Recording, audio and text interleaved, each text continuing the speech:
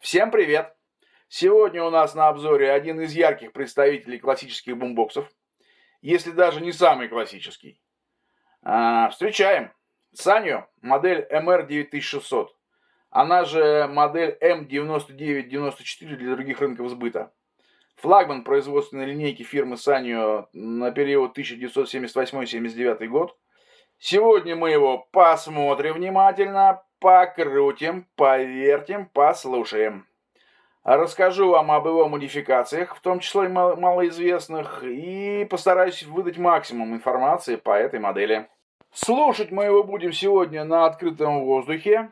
Также проведем тест радиоприема диапазона FM на далеком расстоянии от радиоцентра, порядка 120 километров. Дам очень субъективную оценку аппарату. При рассмотрении модификации может быть скучновато, но нюансов модификации этой модели немало. Так что смотрите и мучитесь. И да, еще один момент. То, что я расскажу сегодня, вы не найдете ни на одном сайте. Ни на Бумбоксере, ни на Stereo2Go, ни на Recalsharp, ни даже на Шизаудио. Так как все, что буду рассказывать, всю информацию собирал сам, анализировал сам. Правда, данное утверждение справедливо до тех пор, пока не пойдет плагиат с этого ролика. Так что ждите больших статей по этой модели чуть попозже там, на Яндекс.Дзене, ну и прочих плагиатных ресурсах, я думаю. Так, кстати, шизаудистам отдельный привет. Шизики, что-то у нас прям скучновато стало на форуме в последнее время. Что случилось? Все в отпуске? Картофан на даче сажаем? Или на пенсию повыходили?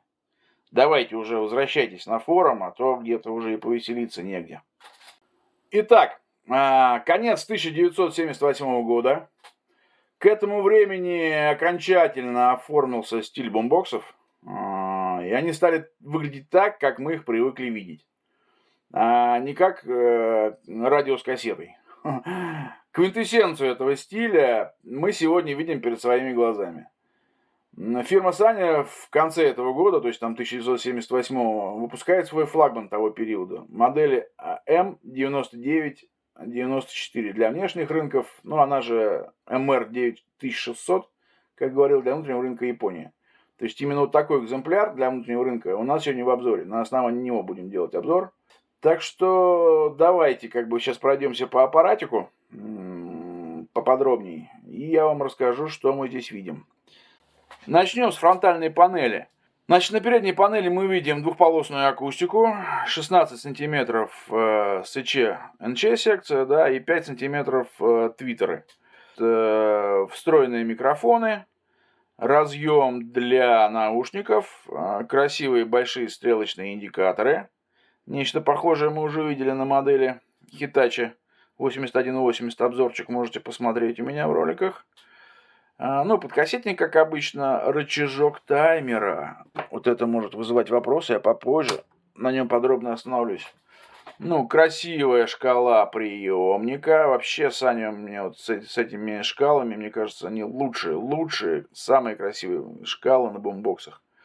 Так, и индикатор, многофункциональный индикатор, стрелочный, скажем так. То есть он показывает нам в случае работы тюнера, он показывает настройку на станции, уровень принимаемой станции, да. Во всех остальных режимах он показывает нам уровень заряда батареи, да. Либо, так сказать, либо когда от сети, понятное дело, он показывает тоже. Как правило, там совсем уж вправо лежит.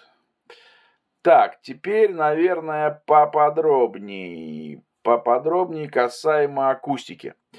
Касаемо твиттеров, они не простые здесь, а поворотные. Они расположены в боксиках, которые позволяют ориентировать их в горизонтальной плоскости.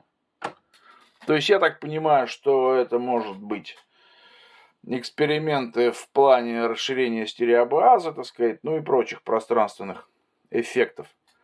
То есть Sanyo были пионерами, мне кажется. То есть раньше до этого никто не делал подобного в бумбоксах, такое решение, да. Да и позже в бумбоксах такое, кажется, не встречалось. Единственное, что у фирмы GVC уже в 90-е годы, да, были мини-системы и микросистемы, музыкальные центры, где подобные поворотные твиттеры были, но они уже были моторизованы, в том числе можно было с пульта управлять, там светодиодики стояли в этих твиттерах. Так что, вот, мне кажется, фирма Sony в этом плане была пионером. Дальше мы, наверное, сейчас перейдем. Про счетчик, надеюсь, не забыл ленты рассказать, да? Все видели счетчик ленты? Отлично. Так, сейчас перейдем на верхнюю панель. Подробно расскажу про верхнюю панель. Перед рассмотрением верхней панели забыл пару нюансов. Касаемо индикаторов, да, то есть индикаторы тут хорошие, качественные, интересные, да, они показывают не погоду на Марсе, не температуру на Луне, они показывают реально выдаваемую мощность на акустику 2,5 Ома импедансом, да, то есть верхняя шкала у них показывает непосредственно ватты, нижняя шкала децибелы. И все это работает как бы в реальном режиме, да, то есть это не какой-то там условный сигнал с линейного входа, это, так сказать, это реально выдаваемая мощность. Далее, значит, по шкалам интересный вопрос. Обе шкалы, и шкала приемника, и шкала индикаторов съемные. Меня, конечно, немножко веселило, то есть я, конечно, смотрел другие обзоры по этой модели. Меня, конечно, веселил восторг людей, которые говорят там, какие японцы молодцы. Сделали съемные шкалы, подумали о людях. Удобно мыть, удобно полировать, удобно вытирать пыль. Ребята, вы что, серьезно? Ну вот представьте, 77-й год. Или начало вообще 78-го года, да? Сидят два разработчика фирмы Sanyo. Допустим, какой-нибудь там Кобаяси и Накамура. И один другому говорит: Накамура-сан, вы знаете, я думаю, наши изделия через много лет начнут коллекционировать. И надо подумать о тех коллекционерах, чтобы было им удобно их обслуживать. Чтобы снять можно стеклышки, почистить пыль, помыть, пополировать. И такой второй Кобаяси-сан: о, слушай, Накамура-сан, пойдем к нашему начальнику, Ямамото-сенсею, начальнику производства бумбоксов, и расскажем об этой гениальной твоей задумке, о съемных шкалах. Приходят они такие к Ямамото и говорят: надо бы сделать, подумать о людях, сделать съемные шкалы. Выслушал их Ямамото и говорит: Кобаяси Кокан, Накамура Кокан, вы где сегодня обедали? Они говорят: ну как, где? В рыбном ресторанчике нашем любимом, в нашем квартале. И Ямамото им тоже отвечает: вы, наверное, уху ели на том обеде из рыбы фугу. Какие коллекционеры! Какие 50 лет! Нам через месяц сдавать техдокументацию в производство. Хрен с вашими болтиками. Делайте, но бегом на рабочие места. И обедать теперь вы будете до конца проекта только в Макдональдсе. Ну, как-то вот так. Так что я думаю, что все-таки, так сказать, не забота о людях, а забота о дизайне, да, так сказать, касаемо индикаторов. Это вызывает некоторые ассоциации с измерительной техникой, да. Касаемо шкалы приемника вызывает ассоциации, наверное, с прием-передающей, да, связной техникой. То есть, ну, удачно получилось, удачно, реально, так сказать, все по-серьезному так смотрится, так сказать, по-профессиональному. Да, и опять же, тема там аналогии с хай-фаем переходит на верхнюю панель. Сейчас, когда я перейду на нее, покажу то, что там, ну, прям хай-фай, все очень серьезно сделано. Так и здесь, так сказать, оформление вот это все-таки не функционал, а все-таки дизайн. Ну и по счастливой случайности, так сказать, это пригодилось через 50 лет после начала производства, после выпуска этой модели. Все, сейчас переходим окончательно на верхнюю модель, там тоже много всего интересного. Так, добрались мы наконец до верхней панели, после шуток-прибауток. Значит, по порядочку, что мы будем наблюдать? Слева направо, наверное, пойдем, снизу вверх, да? Значит, это кнопка включения подсветки шкалы приемника. Это кнопка включения питания, сеть, то есть, да, в простонародье. Значит, вот эта кнопочка интересная. То есть, да, по этой модели даже существует загадка. Я бы сказал, загадка третьей кнопки, да. Ну, все помнят загадку третьей планеты. А в случае этой модели Сани существует загадка третьей кнопки. Расскажу поподробнее по модификациям потом, но в случае этой модификации, значит, это переключение между встроенной и внешней акустикой, да, то есть в нажатом положении, так сказать, работает встроенная акустика, в случае, то есть вру, наоборот, то есть при отжатой кнопке работает внутренняя акустика, при нажатой кнопке переходим на внешнюю акустику, подключенную к панели на левой стороне. Значит, далее, вот это тоже интересный регулятор, это уровень входного сигнала. То есть помимо того, что он регулирует уровень записи, да, в случае ручной записи, да, то есть он еще регулирует вообще уровень входного сигнала. С линейного, как с линейного входа, так и с микрофона. То есть если мы подаем сигнал, там, допустим, с какого-то плеера там, или еще чего-то, то есть его можно отрегулировать. В случае просто воспроизведения. Не в режиме записи, да, понимаете? И вы скажете, а зачем регулировать уровень микрофона? Мы тоже об этом чуть попозже поговорим. Значит, дальше. Касаемо селекторов. Значит, первый селектор это у нас режим работы усилителя. То есть моно, стерео, расширенное стерео, да. Далее идет селектор выбора типа пленки. То есть поддерживается три типа пленки. Normal, потом третий тип, феррум, хром, да, так сказать, так в принципе не толком-то и не мертворожденный какой-то проект у нас не пошел, как вы знаете, да. И потом поддерживается хромовый, второй тип. То есть металла нет, это объяснимо легко, потому что модель все-таки 78 года. Металл, кажется, только-только появился в спецификациях, стандартах, так сказать, промышленного производства, так сказать, ленты, кажется, такой не было типа. Еще то, что удивительно, почему не по порядочку сделали, да, нормал, то есть первый тип, третий тип, второй тип. Ну ладно, видимо, так было удобней. Значит, далее селектор режима записи, да, либо, так сказать, ручной, в таком положении ручной уровень записи регулируем этим регулятором, да, либо, так сказать, АРУС, да, автоматическая регулировка уровня записи. Далее переключение между линейным и микрофоном, как внешних источников. Расскажу, зачем это нужно, чуть попозже, когда перейдем на левую панель. Значит, далее и селектор основных режимов работы. Значит, то есть лента, дека кассетная, да, потом радио, да, и потом фоно. Вот в этом положении, соответственно, также активировано, так сказать, либо линейный вход, либо микрофон. То есть селекция уже выбирается чисто подключениями. Да, то есть мы можем слушать в этом положении фону, если у нас подключен там виниловый проигрыватель, да. Мы можем также слушать, так сказать, линейный вход, либо, так сказать, микрофон. Так, далее, значит, клавиши управления декой. Тут ничего такого прям сложного, все достаточно просто и понятно, да. То есть пауза, стоп, выброс, перемотка вперед, плей, перемотка назад, запись и, соответственно, рекмут, да. Делать паузы при записи на кассету. Значит, поддерживается подмотки, то есть режим, так сказать, режим автоматического поиска фрагментов здесь отсутствует. Модель все-таки, так сказать, 78 год, так сказать, только-только это начало, как-то пошло в массы, они еще, видимо, не успели сюда что-то автоматическое придумать. Ну, зато, соответственно, поддерживается подмотка, то есть в режиме воспроизведения можно подмотать вперед, можно подмотать назад. Обращаю внимание вот на эту надпись «Рек», то есть это будет отдельная картинка, отдельный короткий рассказик, что это такое. Значит, и, соответственно, смотрим внимательно, да, вот видите, здесь MR9600. Тоже пригодится это знание, когда буду показывать картинки по модификации.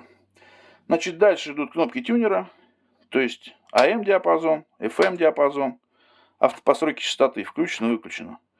Ну и, соответственно, дальше регулировки звука, да, то есть тембра, низкие частоты, высокие частоты и регулировка громкости, да, то есть раздельный. Баланса нет, но есть раздельная регулировка. Вот видите, да? То есть две ВВшечки. То есть, ну, как было обещано, так сказать, говорю, то есть все очень так основательно, монументально сделано, то есть там прям вот хай-фай. Маленькое дополнение, по верхней панели немножко забыл. Значит, вот здесь присутствуют по краям вот такие прямоугольные отверстия.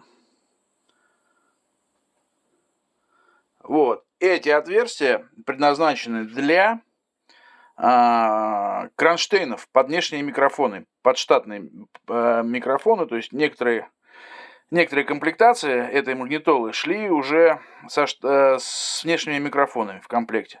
То есть самое главное не путать, то есть подобное решение, похожее очень, мы можем наблюдать на магнитолах GVC, да, где-то начиная с 70-х годов, там, по середину 80-х. То есть все модели я вам не скажу, но точно такая штука есть на GVC RC828, RC838, M70 и так далее. То есть только на GVC похожие отверстия предназначены для ремня переносного. То есть помимо ручки, так сказать, в случае GVC, помимо того, что магнитолу таскать можно вот за похожую ручку, да, можно было вставлять ремни с такими пряжками серьезными и вешать магнитолу на плечо. То есть в некоторых сценариях это было бы удобнее, да. То есть самое главное теперь, вам не путать. То есть мало ли вдруг у вас окажется в руках ремень GVC, вот сюда его вставлять не надо. Это отверстие под микрофоны. По микрофонам я очень подробно расскажу чуть позднее. Дальше перейдем, значит, на левую панель. Расскажу про поводу коммутации.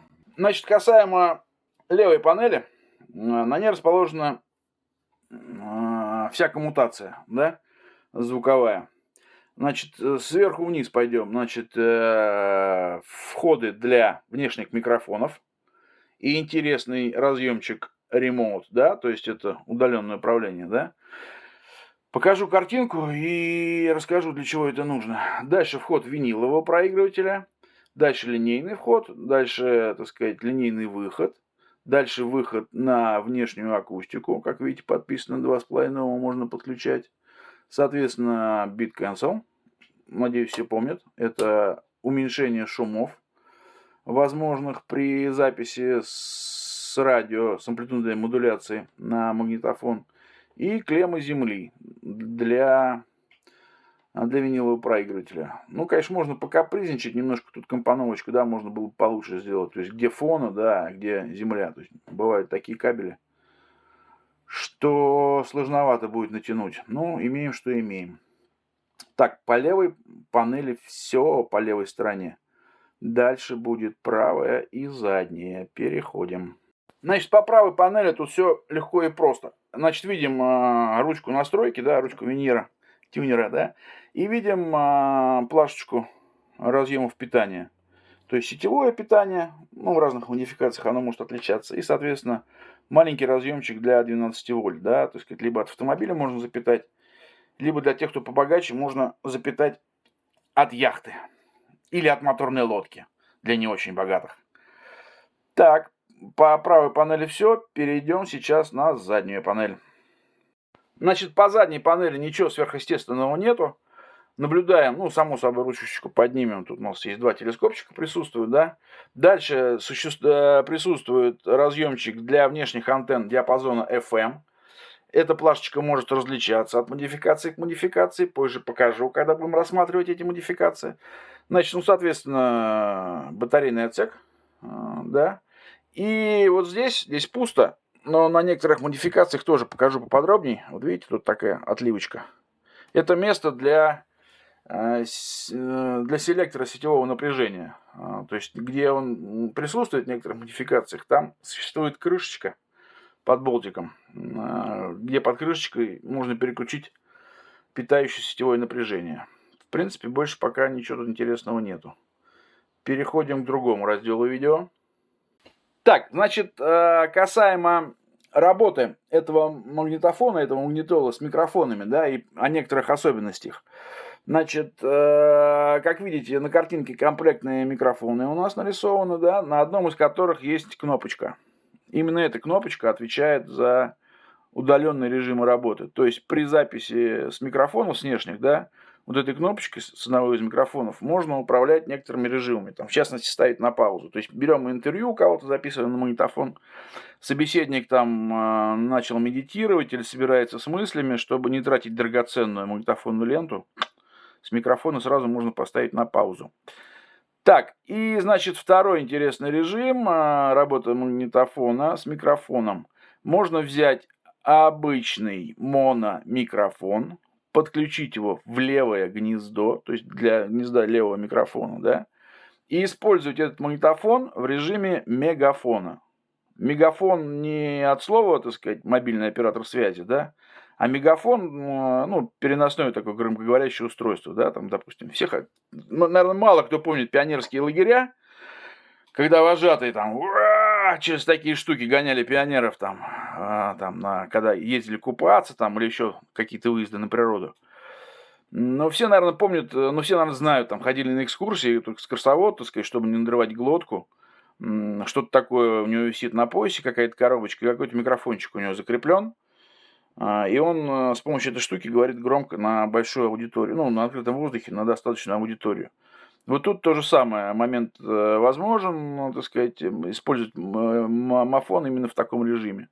То есть мы, как я уже говорил ранее, да, перемещаемся плавно. Вот про этот регулятор я вам говорил. Подключаем в левое гнездо, включаем микрофон. Вот у нас line-in микрофон. И все. Можем здесь немножко уровень подрегулировать, можем здесь громкость подрегулировать. И начинаем там матюгаться там на бестолковых пионеров там, или там, не знаю, там, на туристов, которые там не могут никак отойти после вчерашнего употребления саке. Вот, как-то вот так. Дальше, значит, что хотел я еще рассказать. Сейчас покажу еще, наверное, одну картинку, да. Вот, видите, как выглядят комплектные микрофоны, да. То есть вот кронштейны непосредственно. Там еще будет одна картинка, попозже увидите. И вот в этот кронштейн уже вставляется комплектный микрофон. Вот это оригинальные микрофоны, которыми комплектовались некоторые поставки официальных модификаций. Мне кажется, они могли комплектоваться в более ранние модификации, а потом немножко стали экономить. Но могу ошибаться. Так, по микрофонам вроде все. Перейдем сейчас к другому разделу. Значит, как говорил раньше при рассмотрении верхней панели, помните, я обращал ваше внимание на надпись REC. То, что это не что-то там затертое там, или непонятное, это все очень объяснимо. Вот видите, значит, это обложка каталога Sanyo. Чуть раньше она выпущена, то есть это где-то примерно 76-77 год. Значит, объединенный каталог по магнитолам и по радио. И как видите, так сказать, многие дружат с английским, да, можно прочитать то, что Pulsar это подбренд, скажем так, Sanyo именно для радиоприемников. А REC это подбренд для магнитол непосредственно, да, то есть этим названием, мне кажется, они подчеркивали, что у них переносные магнитолы, да, не просто можно слушать, но еще на них записывать. То есть такая была серьезная фича, о которой надо было сказать прям в названии. То есть и вот REC точно не встречался на других рынках, да. То есть и потом покажу на других модификациях, что находится на верхней панели вместо надписи REC. Вот. По пульсарам там сложнее ситуация, так сказать, не могу сказать. Может быть, и на внешние рынки они поставляли приемники под именем Pulsar. Вот. Но REC это чисто такая история, как с тем же Hitachi, да, так сказать, Hitachi на внутренний рынок поставляли магнитолы с под брендом Perdisco. Но здесь не Perdisco, здесь REC. То есть, если у Hitachi там Personal Disco типа, то здесь типа REC. То есть, тут такие звукорежиссеры, любители, записывающие все и вся. Как-то вот так. Значит, касаемо таймеров, да, помните, я говорил, что говорил ранее, что попозже расскажу о, так сказать, работе с таймером этой модели. Значит, в Японии это было очень популярное направление, когда разная бытовая техника, в том числе звуковая, управлялась таймерами. Но вот там на заре, так сказать, этих технологий таймерных, да, то есть это, наверное, там был конец 60-х, так сказать, и 70-е пришелся расцвет.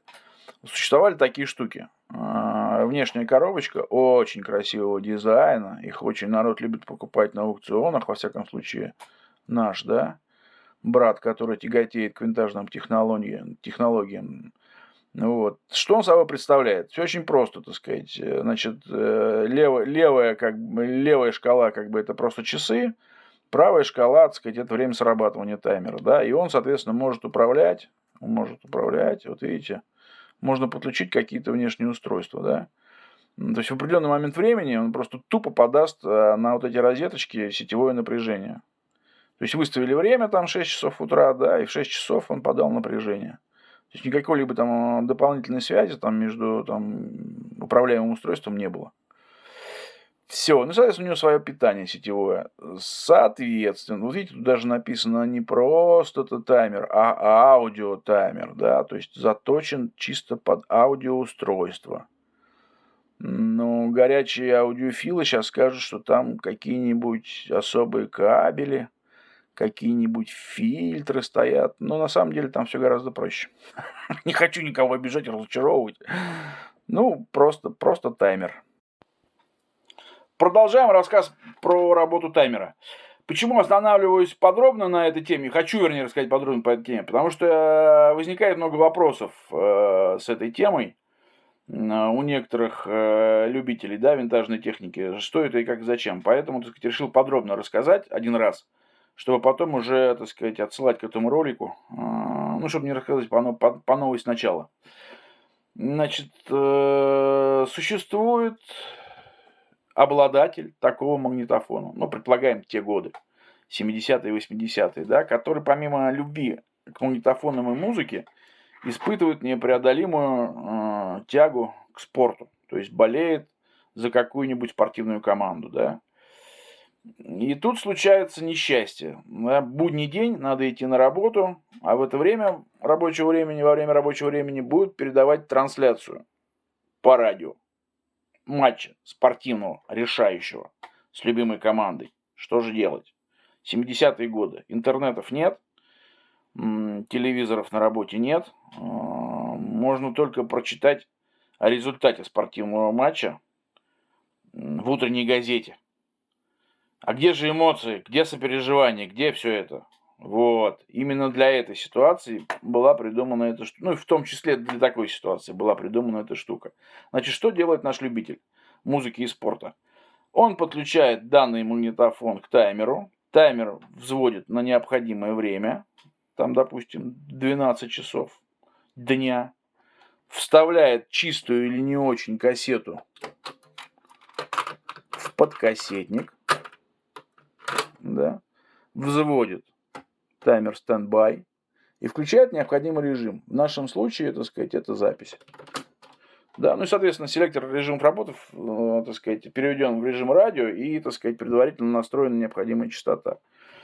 И все, и как бы в назначенное время, там в 12 часов дня, подается питание на это все, да, и пошла запись. Вот, смотрите, сейчас симулируем, то есть вот работу таймера, просто сейчас подключу вам питание. То есть эмулируем работу включения таймера. Все. Мафон пошел работать. То есть записывать радиопередачу. Ну и, соответственно, подразумевается то, что сработает автостоп. И после всего этого, после записи, счастливый обладатель мафона и любитель спорта приходит домой и наслаждается трансляцией работы. Трансляция игры, пардон. Какая работа? Игра любимой команды. Ну и плюс там возможные сценарии, да, то есть там можно, так сказать, поставить, то есть не любит человек просыпаться под радио, там, да, или под будильник не любит. Он любит просыпаться под запись любимой группы. То же самое работает с режимом воспроизведения. То есть там ставим там, на 6-7 часов утра таймер, вставляем кассету с записью любимой группы или композиции и просыпаемся под ее звуки. Соответственно, можно поставить его в режим радио, да, так сказать, и просыпаться под радиостанцию. Вот, для этого, так сказать, нужна вот эта штука. То есть у некоторых просто вызывает вопросы, так сказать, нам, ну, недоумение, что это и как. Вот, но эта штука часто встречается, так сказать, на многих винтажных бумбоксах. Вот, по таймерам вроде все. Сейчас переходим к другому разделу. Сейчас кратко текстовым режимом, пока без картинок, перечислю известные мне модификации. Да? То есть я достоверно знаю о существовании 5 заводских модификаций данной модели, которые включают в себя, значит, вот эту модификацию для внутреннего японского рынка, то есть Sanyo MR9600. Также существует другая модификация, тоже только для японского рынка. Она называется MR-MR X965. То есть все картинки, весь наглядный материал сейчас покажу чуть попозже. Также существует третья модификация, значит, M994, буквенный индекс LU. Покажу картинки. Следующая модификация M9994, буквенный индекс K. То есть я это скажу, то что это общемировой, как бы, да, общемировая модификация. То есть эта модель с индексом K могла продаваться где угодно, помимо трех основных крупных рынков на то время. То есть не в Японии, не в Европе, не в США. И, соответственно, касаемо США, для рынка США была модификация Sanyo M9994 без буквенного индекса. То есть, опять же, все отличия покажу сейчас подробно. Таким образом, 5 модификаций, то есть MR9600, MRX965, 9994 LU Европа, 9994K и 9994 без буквенного индекса для Америки. Сейчас переходим к картинкам. Я, как обычно, подготовился. Начнем с европейской модификации. То есть Sanyo M9994, буквенный индекс LU. Что мы здесь видим? Во-первых, мы здесь видим другой тюнер, отличный от японской модификации, да, то есть мы видим диапазон FM, полный европейский, да, то есть от 88 до 108. Видим диапазон длинных волн, стандартный, да. Дальше видим диапазон средних волн, МВ, да, Midwave. И, соответственно, один поддиапазон коротких волн, то есть SV, то есть Shortwave. Shortwave здесь, как обычно, европейский короткий, то есть от 6 до 18 МГц, да, так сказать, не полностью закрытый, как бы, не полностью закрытый диапазон. Дальше, значит, обращаем внимание на серебристые колпачки, да, то есть, видите, на японской версии, они черные.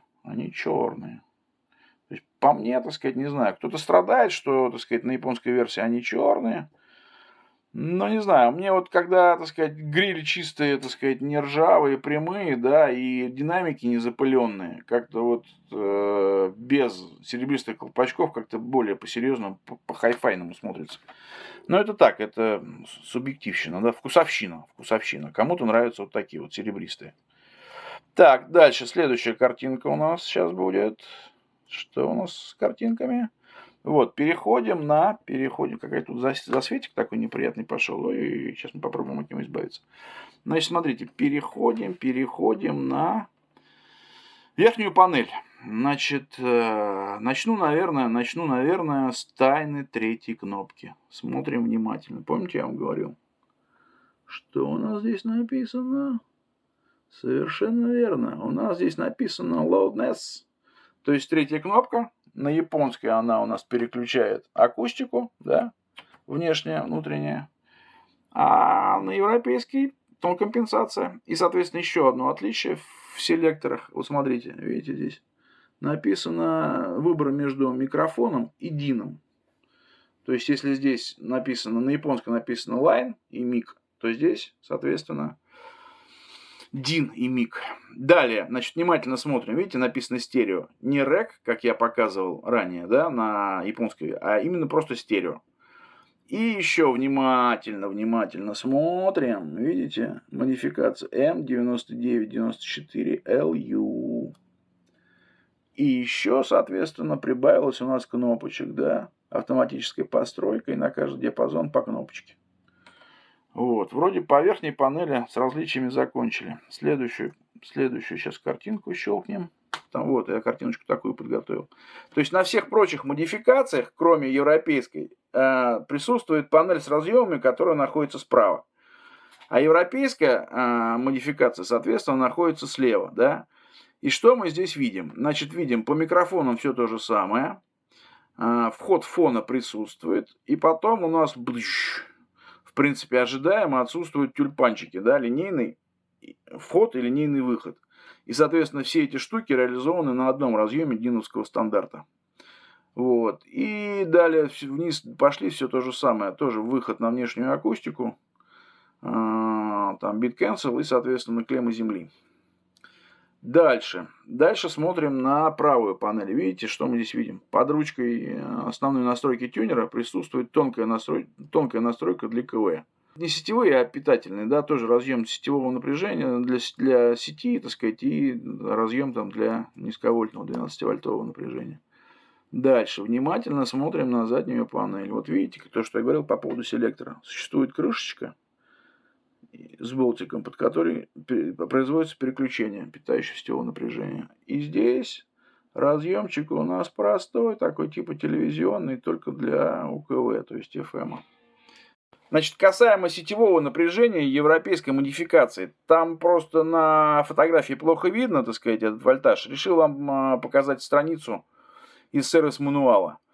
Видите, значит, сетевое питание 115-230 вольт.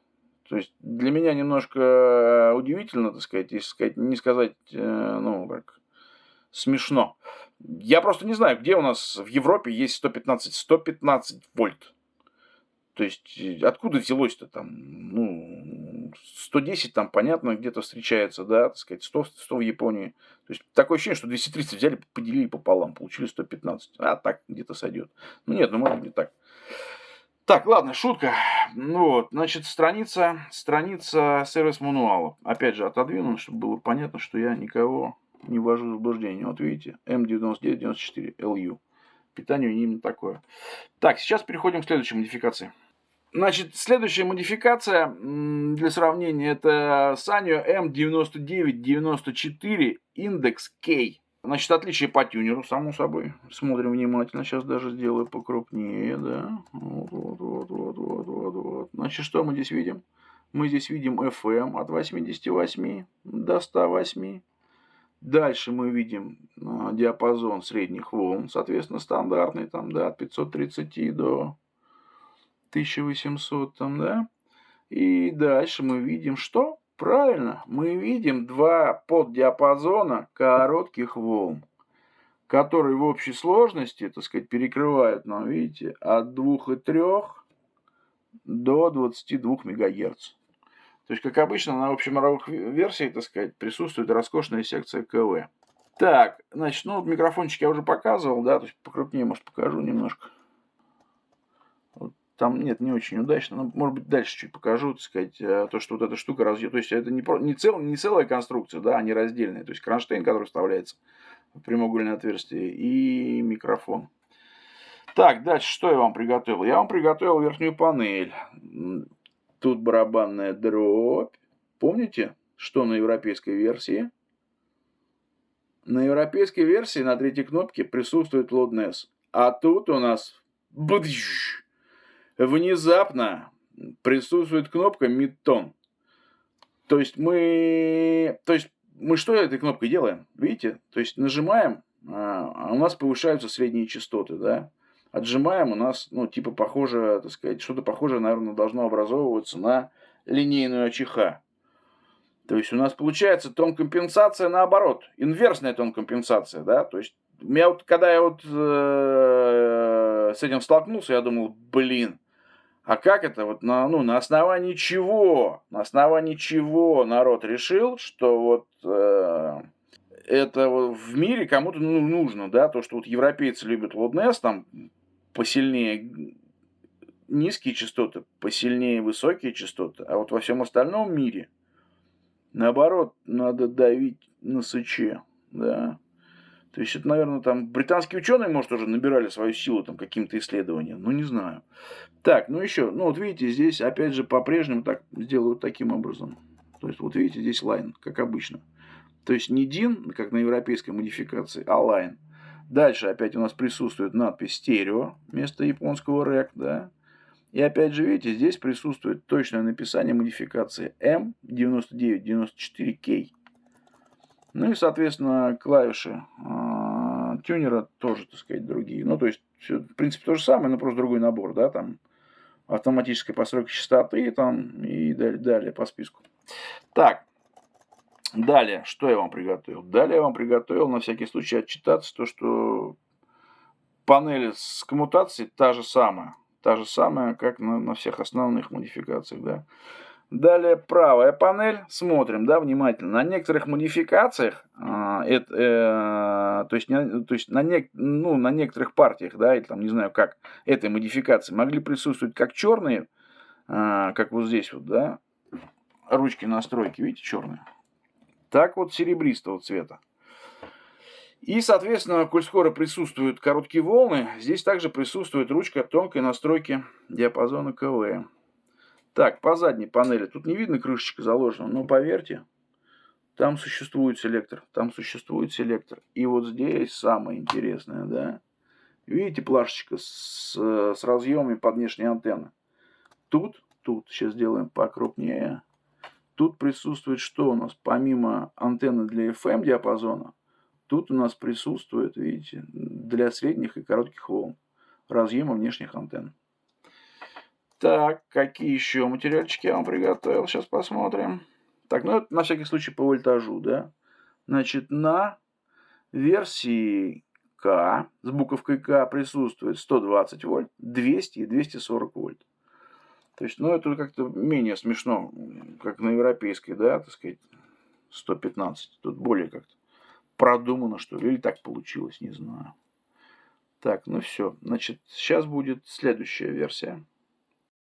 Значит, следующая модификация Sanyo M9994 без какого-либо буквенного индекса. Это модификация для американского рынка. Внимательно смотрим. То есть она очень похожа на японский своей шкалой. То есть, опять же, тут у нас присутствуют, видите, колпачки такого серебристого цвета, хромового, да. Тут присутствует всего лишь два диапазона, FM и AM. Но FM, в отличие от японской, тут до 108.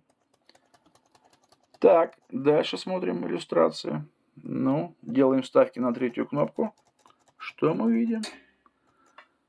Ну, тут мы видим метон. То есть, американцы, по мнению японцев, или по результатам научного исследования британских ученых, тоже любят поднимать средние частоты при прослушивании музыкальных фонограмм. Тут также мы видим стерео, да, и также видим надпись M9994 без буквенного индекса. Ну и, соответственно, здесь кнопки, как на японской, кнопки тюнера, да, там, как на японской модификации, то есть автопостройки частоты и, соответственно, там два диапазона AM, FM. Так, далее в программе. Ну, тут я просто еще один такой ракурс взял вам, чтобы, допустим, вы не сомневались, что здесь стоит метон. Так, дальше. Ну, дальше тоже для отчетности вам показываю панель левую, да, с коммутацией. Тут тоже все то же самое. Как бы ничего, никаких нововведений. Вот. На американской версии, видите, так сказать, тоже на некоторых экземплярах присутствует серебристая ручка. Ну, или серебристая, или такого, так сказать, хромового цвета. Благородного. То есть она не блестит там, ну так, поблескивает благородным. Вот. И отсутствует, соответственно, тонкая постройка по ШКВ нету, и разъемы сетевые все те же самые. Тут все просто, да, тут вот видите, опять же разъемчики только чисто под FM, внешние антенны, да, и селектор напряжения здесь отсутствует. Селектор напряжения здесь отсутствует, но присутствует одно сетевое напряжение, 120 вольт. Так, сейчас перейдем к следующей модификации. Значит, следующая модификация – это модель Sanyo MRX965. Эта модификация также предназначена для внутреннего рынка Японии, так же как модель MR9600. Но существует отличие. Значит, это светлый корпус, плюс, значит, светлые динамики, видите, да, с темными колпачками, значит, темные индикаторы и другое оформление подкассетника. Давайте сделаем наглядно, да, вот вам MR9600, вот вам MRX965, да, видите, там вот что-то на болтиках они придумали, такое, да, то есть это крышечка. Опять же, наверное, когда я рассказывал про съемные шкалы, да, то есть в одной модификации не успели, быстро-быстро надо было выпускать, а тут все-таки еще раз подумали о людях. И поставили болтики, чтобы чистить крышечку, полировать. Так, далее, значит. А здесь то же самое, ребята. Тут все то же самое. Вот видите, рэк, про то, что я говорил, да? Но какой значимый нюанс? Все надписи выполнены на японском языке, то есть иероглифами. То есть берем мы модификацию MR 9600 для японского рынка. Английский шрифт, английский язык, о чем я и говорил про, так сказать, да, эту самую подсказочку с иероглифами прозрачную, а тут чистые иероглифы. И все то же самое. Я даже не поленился, скажу больше, перевести с японского языка назначение третьей кнопки. Потому что думаю, ну мало ли, что там волшебное могли придумать японцы. Нет, все то же самое. Как на 9600, тут просто переключение внешней и внутренней акустики. Так, значит, тоже для отчетности. Показываю вам панель коммутации. Тут все то же самое, но опять же, как говорил, с иероглифами. Касаемо микрофонов, вот картинка наглядная, видите? То есть в эти отверстия на верхней панели вставляются кронштейны, а уже в кронштейн вставляются внешние микрофоны. Так, ну и справа что мы видим? Справа мы видим просто, так сказать, ручку настройки, так же, как и здесь. Черного цвета, что характерно. Так, по задней панели все то же самое. Такой же разъем, как и здесь, под внешние антенны, и тоже отсутствует селектор. Ну и, соответственно, напряжение японское, да, 100 вольт. Так, ну это я тоже ракурсы разные вам захватил, чтобы просто вы понимали. Тут почище экземплярчик, да, что здесь просто иероглифы и ничего больше. Так, ну вот еще индикаторы я вам сделал крупным планом. Видите, какая красота. Если здесь у нас такие вот, да, тын-дын-дын на светлом фоне, то здесь у нас то же самое, но на черном фоне. Так, ну вот вроде пока все по модификациям. Это что касаемо, я закончил по родным заводским модификациям, да, но, как показывает жизнь, существуют еще китайские клоны этой модели магнитолы, да, то есть если мы внимательно посмотрим, то мы найдем очень много похожих черт, да. То есть единственное, что они тут, китайцы, что-то такое поставили непонятное между твиттерами и басовиками, да, что-то такое пытались всунуть. Может, так микрофоны оформили. А так все, видите, так сказать, индикаторы, да, подкассетничек похожий, да, и там ручечки даже тоже похожие, да. И называется это красота. Что-то там. Сейчас сделаем побольше. Как она называется, эта красота? Red Lantern.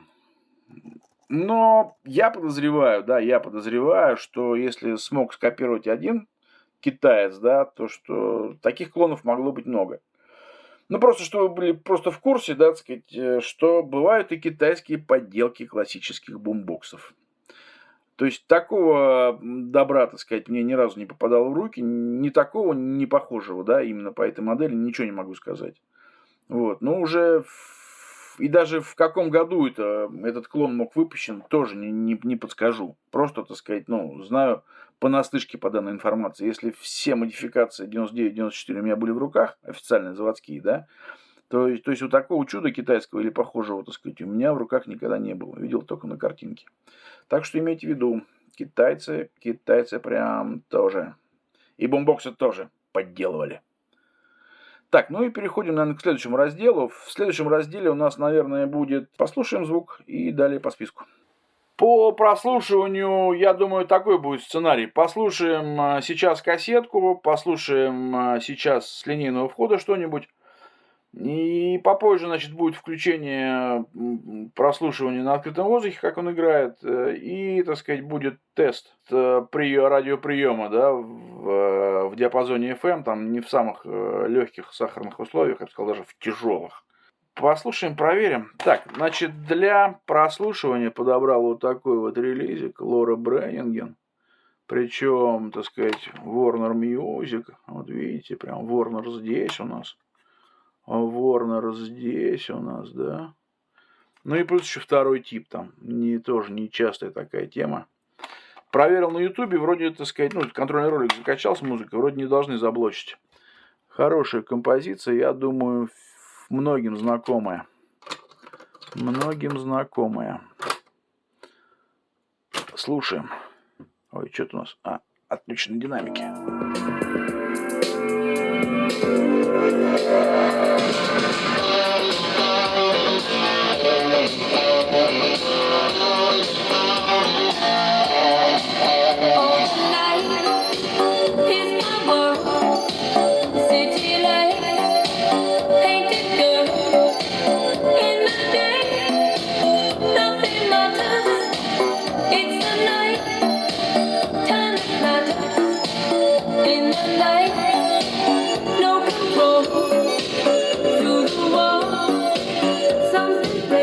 Ну так, чтобы сильно не затягивать. Надеюсь, все узнали эту музыку. С линейного входа послушаем Супермакса. 77 год, так сказать, тоже проверенная композиция. То есть я просто боюсь, что могут заблочить звук. А без звука смотреть музыкальный ролик смешно, наверное, да? Так, ну что, Супермакс.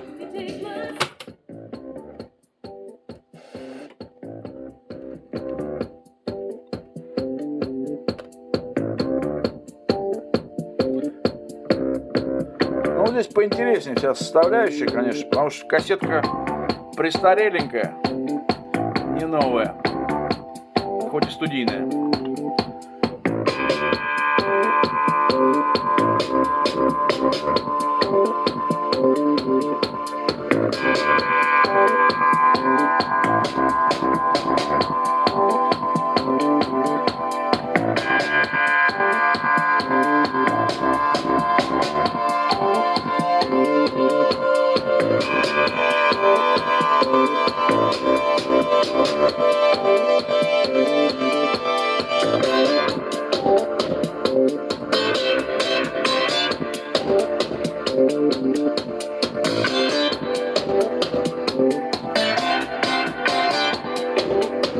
Но есть немножко искажения на большой громкости. Но если убрать...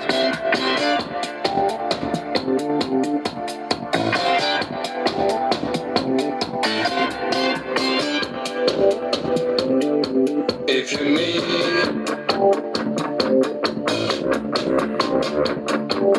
need a one-day lover. Ну ладно. Наверное, хватит. Достаточно, чтобы сложить впечатление о модели, как она звучит. Значит, сейчас дальнейшее прослушивание, и после, так сказать, прослушивания на улице радиоприема будет какое-то заключение. Продолжаем дискотеку на Open Air.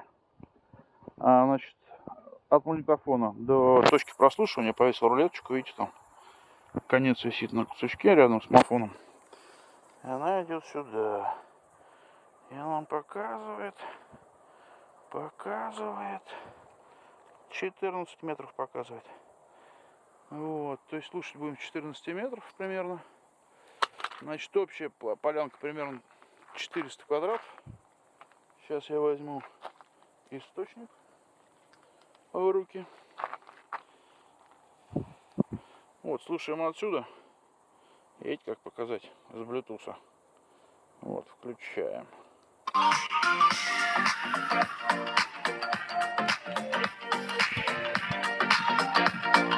Вот, если сделать на полную, немножко, конечно, перегружается.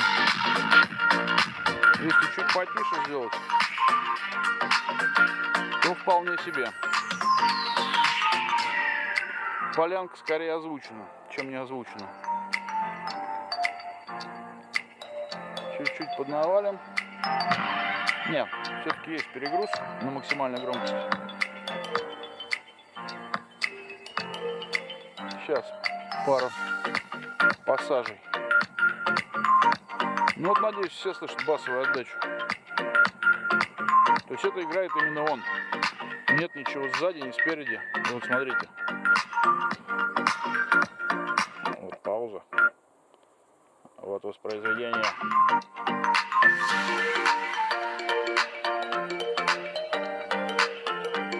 Могу попробую даже ближе подойти, чтобы все поняли, что это не фейк. Ай. Секунду, что-то Bluetooth прорывается.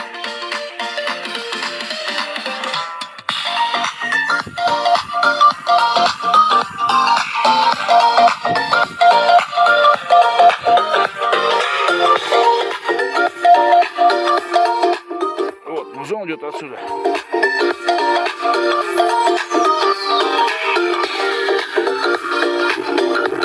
Ну, вот басы немножко, конечно, перегружаются.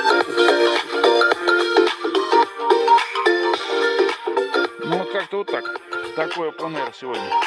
Ну, а вот так, если ну, какой-нибудь не очень громкий, не на максимум, вполне себе озвучивает нам вечеринку на открытом воздухе. Ну, на этом, наверное, все. Так, продолжаем посиделки на свежем воздухе с нашим героем. Значит, послушаем радио. Просто, как бы, в частности, к вопросу о приеме, о радиоприеме в диапазоне FM классическими бумбоксами и, в частности, бумбоксами Sanyo. А то у нас в одном из предыдущих роликов в комментариях там с одним из зрителей разгорелась дискуссия по поводу качества Sanyo, тюнеров Sanyo. Ну, сейчас посмотрим, как они работают в натуре, в живой жизни, а не в баталиях. Так, значит, исходные условия, значит, порядка 120 километров от крупных радиоцентров, от двух радиоцентров по прямой, да, значит, находимся в низине, участок в низине порядка 7 метров 10 с общим, так сказать, уровнем местности. Значит, по времени у нас 21:58. Из неблагоприятного, значит, меньше чем в километре находится линия ЛЭП. Вот видите, там вышечку на горизонте. Это тоже как бы не способствует качеству приема, вернее, осложняет условия приема. Значит, прием ведутся только на свои телескопы. То есть я вам показываю. Внутри никаких проводов нету, подключений нету. Только свои телескопы. Значит, согласно... Посмотрел шпаргалочку.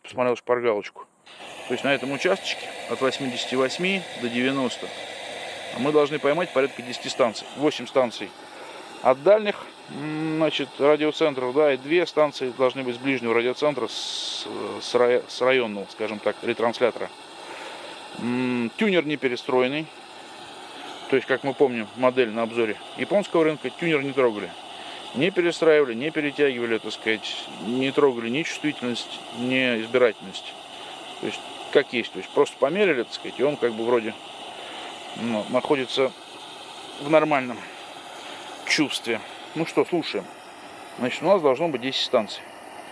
Тюнер еще, так сказать, в стереорежиме находится, чтобы было совсем тяжело.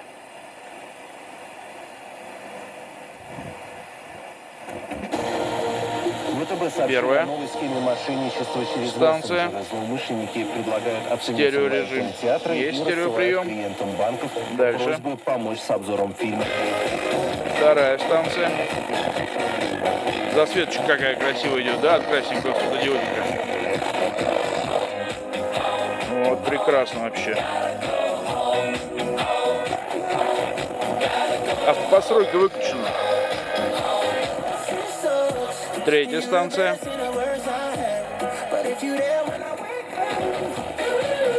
Четвертая станция.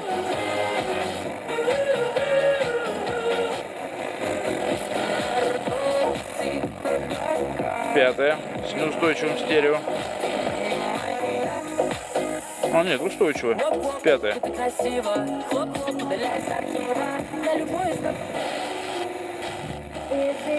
Шестая радиостанция. Радио Джаз, кажется.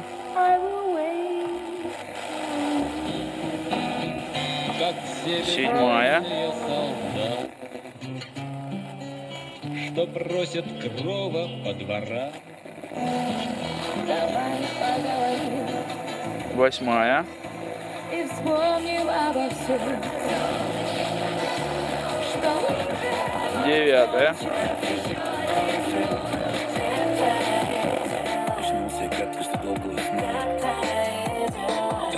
ты еще не была. Скажу, ты сводишь. 9. Ну, мне кажется, там 10 где-то была, вот здесь терялась. На переходе. Вот здесь. То есть, ну, в любом случае, так или иначе, 10 расчетных, да, 9 мы точно поймали. 10 там где-то угадывается. На горизонте где-то угадывается. Ну и, конечно, еще разок родная подсветочка, да? Магия ведь, волшебство. Просто красота. Ну вот как-то так. Так, ну теперь субъективные выводы, да, по данному бумбоксу, по этой модельке. Ну вот по мне, ну вот прям, ну огонь. Огонь все. Огонь дизайн, шкала вот эта вот саньёшная, ну это прям отдельная песня, как она светится в темноте. Классические черты, вот алюминий, черты классического бумбокса. Черты, не черты, черты. Черты классического бумбокса, да, так сказать. И, ну, как бы все есть. Ну, выверенные, так сказать, линии, да, выверенные пропорции. Он такого приятного формата, да, так сказать, не маленький, ну и не здоровенный, да, и при этом выдает на гора такой отличный просто звук мяса. Да, знаете, так сказать, если, ну, многие знают вот эту тему, если взять хороший транзисторный усилитель 70-х годов, взять хорошую акустику тоже 70-х годов, чтобы там лопухи побольше, да, там двухполосочку, а то и трехполосочку, да, чтобы бумага, все такое, и вот их включить там с музычкой тоже такой, с хорошего релиза, с хорошо прописанную, да, без этих там цифровых всех новомодных дел, там ремастерингов, которые слушать невозможно. Именно тех годов релиз. И мы услышим, ну, отличный мясной звук, да, без стероидов, там, энергетиков, там, то есть такой звук, который он должен быть, который ты ощущаешь, так сказать, помимо слуха, ощущаешь еще каким-то органом чувства, да. И вот именно вот здесь мы вот этот же звук слышим, да. То есть, когда маркетологи там рекламные писали проспекты там всякие, то, что это переносной хай-фай и все такое прочее, блин, ну они не намного наврали-то, да, так сказать, ну реально это звук хорошего хай-фая тех лет, да. Ну, понятное дело, сделаем скидку, так сказать, на мобильность, сделаем скидку на размеры, но в результате мы слышим отличнейший звук в отличном, так сказать, корпусе, в отличном дизайне. И плюс еще то, что немаловажно, все-таки достаточно добротная конструкция, да, такая монументальная, да. То есть такое тройное комбо в мире классических бумбоксов. Внешность, звук, добротность. Вот чтобы это все было в одном бумбоксе, это бывает нечасто такое, да, так сказать.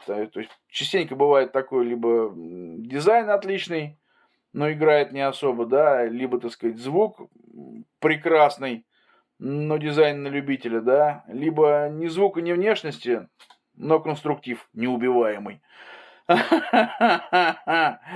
А здесь 3 в одном. Так что брать ли в коллекцию, так сказать, если увлекаетесь этим делом, да вообще, да конечно же, да вообще можно, так сказать, продать все и оставить один такой в коллекции, да, найти отличный сохран, да, и продать себе ненужные балалайки, которые уже не радуют.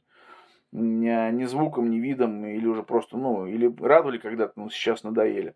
То есть я к тому, то, что, так сказать, приверженность своей большой коллекции, да, без вопросов, так сказать, ну, нужна такая штука в коллекции, мне кажется. Ну, хотя бы, так сказать, не навсегда, но хотя бы какое-то время и пообладать. Если вы только, так сказать, увлекаетесь, не готовы там покупать 10, 20, 30, 500 магнитол, да достаточно вот такой одной, и вы удовлетворите все свои хотелки, да, так сказать, и мечтания, так сказать, и потребности, да, и в звуке, и во всем, так сказать, прекрасный вариант. Так, ну и что еще? Покупать ли? Да, блин, в коллекцию? Конечно. Послушать, побалдеть? Конечно. Так что классный бумбокс, знаковый, хороший дизайн, хороший звук, хороший конструктив. Что еще надо? Старости лет. Так, ребята, сегодня получился такой длинный ролик, что я даже забыл записать к нему концовку. Так что впереди много классических бумбоксов на обзорах и просто интересных аудиоустройств. Так что подписывайтесь. Всем пока.